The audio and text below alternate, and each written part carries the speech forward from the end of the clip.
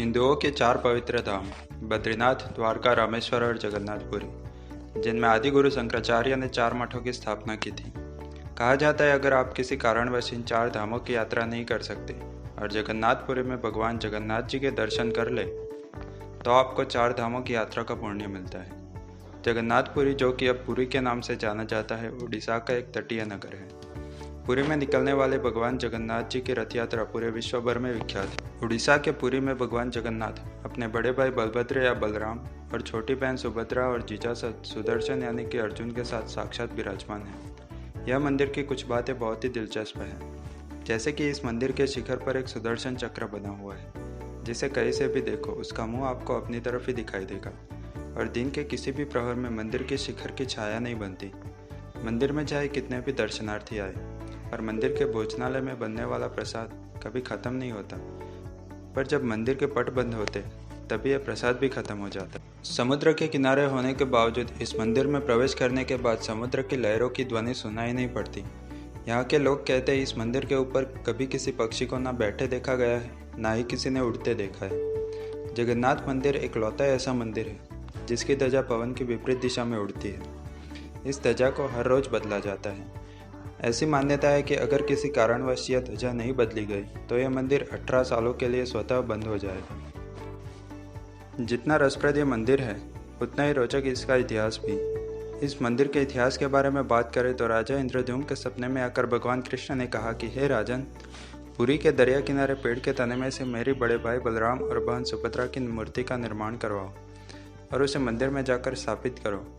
राजा इस कार्य के लिए कुशल बढ़ई की खोज करने लगा। अंत में उसे एक बूढ़ा कारीगर मिला, पर उसने काम शुरू करने से पहले एक शर्त रखी और कहा कि इस कार्य को बंद कमरे में करूंगा और अगर किसी ने इस कार्य में विक्षेप किया तो उस कार्य को वहीं पर छोड़ दूंगा। राजा ने शर्त मंजूर कर ली और उस बढ़ई ने बंद कमरे में मूर्तियों की निर्माण कार्य शुरू किया। कुछ दिनों के बाद बंद कमरे में से आवाज़ें आना बंद हो गई। राजा को चिंता सताने लगी कि कहीं उस बूढ़े कारीगर को कुछ हो ना गया हो। इसीलिए राजा ने कमरे को खोलकर देखा तो वो बूढ़ा कारीगर और कोई नहीं, देवों के शिल्पकार विश्वकर्मा थे और वो तुरंत ही वहाँ से गायब हो गए। राजा ने देखा कि तीनों मूर्तियों के हाथ पैर नहीं बने थे। तभी देवर्षि नारद वहाँ आए और कहा, हे राजन, जगत के नाथ भगवान श्री कृष्ण की यही लीला है, तुम इन मूर्तियों को मंदिर में स्थापित करो। राजा ने मूर्तियों को मंदिर में स्थापित किया और तभी से यह जगन्नाथ मंदिर और यह नगर जगन्नाथपुरी के नाम से मशहूर हुआ। पुरी के इस जगन्नाथ जी मंदिर से सालों से रथ यात्रा निकलती है, जिसमें भगवान जगन्नाथ अपने भाई और बहन के साथ रथ पर यात्रा करने निकलते हैं। ये रथ यात्रा कब और कैसे शुरू हुई उसके बारे में कई कथाएं हैं।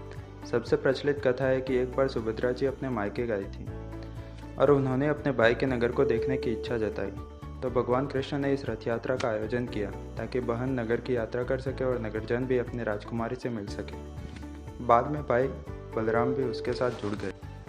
रथ यात्रा के दौरान उड़ीसा के पुरी को दुल्हन की तरह सजाया जाता है। इस रथ यात्रा में लाखों भक्तगण अपने भगवान के दर्शन के लिए आते हैं। रथ यात्रा के दौरान बारिश हो तो उसे शुभ माना जाता है। कई लोग इसे पुण्य की वर्षा भी कहते हैं। जिस किसी ने भी भगवान के रथ को थोड़ा सा भी खींच लिया तो उसे मोक्ष की प्राप्ति होती है। हिंदुओं के पवित्र धामों में से एक पुरी में निकलने वाली रथ यात्रा का पौराणिक महत्व भी है। इस धार्मिक उत्सव के दौरान भगवान जगन्नाथ अपने भाई बहन के साथ यात्रा करके अपने मौसी के घर गुंडीचा जी मंदिर जाते हैं, फिर अपनी रूठी हुई पत्नी को मनाते हैं और वापस घर आते हैं। 10 दिनों तक चलने वाले उस उत्सव में सारे लोग जाति के भेद के बिना सम्मिलित होते हैं।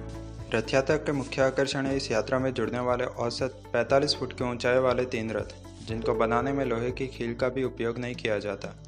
इन रथ में सबसे बड़ा रथ भगवान जगन्नाथ का और सबसे छोटा रथ सुभद्रा जी का होता है। सबसे आगे भगवान बलराम का रथ चलता है। 14 पहियों पर चलने वाले लाल और हरे रंग के इस रथ को तालध्वज कहते हैं। बीच में देवी सुभद्रा का रथ दर्पदलन चलता है, जो 12 पहियों वाला नीले, काले और लाल रंग का होता है। सबसे आखिर में भगवान जगन्नाथ का 16 पहियों वाला रथ गरुड़ ध्वज चलता है, जो लाल और पीले रंग का होता है। यह तीनों रथ अपने मौसी के घर यानी कि गुंडीचा जी की बाड़ी गुंडीचाती मंदिर जाते हैं। गुंडीचा जी मंदिर में यह रथ 10 दिन तक रुकते हैं। उसके बाद यह रथ अपने निज मंदिर के लिए प्रस्थान करते हैं। जगन्नाथ मंदिर में पहुंचने के बाद भी भगवान को अपने स्थान पर विराजित नहीं किया जाता। कहा जाता है देवी लक्ष्मी ने भगवान को अपने साथ ना ले जाने की सजा दी थी और उन्हें पूरी रात महल के बाहर रुकना पड़ा था।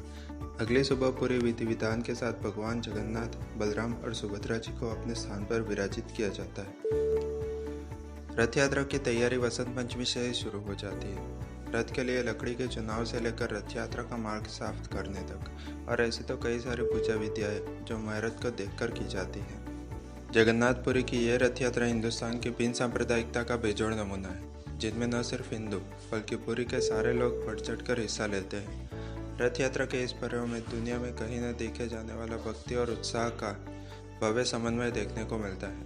लाखों श्रद्धालु भगवान जगन्नाथ के रथ को खींचकर उनको अपनी मंजिल तक पहुंचाते हैं, तो वही भगवान अपने भक्त को उनकी मंजिल की ओर बढ़ने का आशीर्वाद देते हैं। जय जगन्नाथ। अगर आपको हमारे ये वीडियो पसंद आए तो कृपया शेयर करें। अधिक जानकारी के लिए हमारे चैनल को सब्सक्राइब करें। अद्भुत, अविश्वसनीय और रहस्यमय भारत के और अधिक वीडियो के लिए जुड़े रहे हमारे साथ इंडियन बुक। धन्यवाद।